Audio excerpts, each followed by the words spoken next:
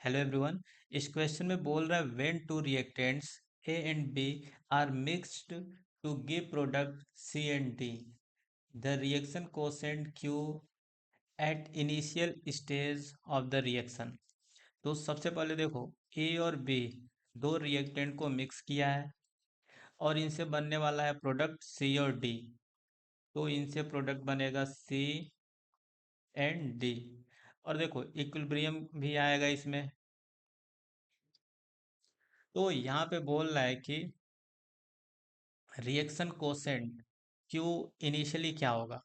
तो देखो T is equal to zero पे हमने ए का कुछ मोल लिया, मान लो स्मॉल ए, बी का कुछ मोल लिया स्मॉल बी। अभी उस समय सी और डी जीरो होंगे। तो रिएक्शन कोसेंट हम किसी भी टाइम पे निकाल सकते हैं।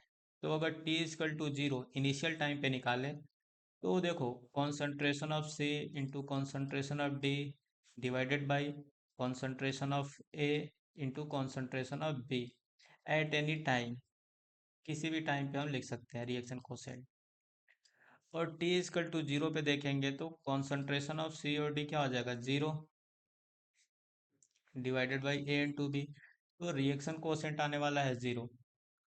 तो ऑप्शन ए करेक्ट है।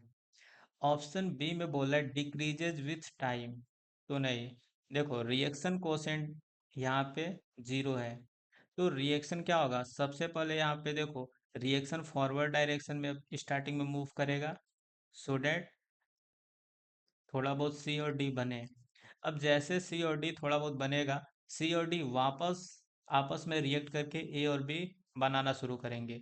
और एक समय ऐसा आएगा कि फॉरवर्ड रेट बैकवर्ड रेट के बराबर हो जाता है। तो वहाँ पे इक्विलिब्रियम आएगा। और उस समय जो इक्विलिब्रियम आएगा उस समय कॉन्सेंट्रेशन का रेशियो लेंगे तो बोलते हैं इक्विलिब्रियम कांस्टेंट। तो रिएक्शन कोसेंट अप्रोच करेगा इक्विलिब्रियम कांस्टेंट की ओर, मतलब रिएक्शन कोसेंट इक्विलिब्रियम कांस्टेंट के बराबर होना चाहेगा। तो हम क्लियरली बोल सकते हैं कि रिएक्शन कोसेंट का वैल्यू धीरे धीरे इंक्रीज होगा। तो डिक्रीज तो नहीं होगा over the time. Is independent of time, A भी इनकरेक्ट है। Increases with time, A correct है। और टाइम के साथ इंक्रीज होते होते इक्विलिब्रियम पे क्या हो जाएगा, रिएक्शन कोसेंट का वैल्यू इक्विलिब्रियम कांस्टेंट के बराबर हो जाता है। तो ऑप्शन डी भी इसमें करेक्ट है। Thank you.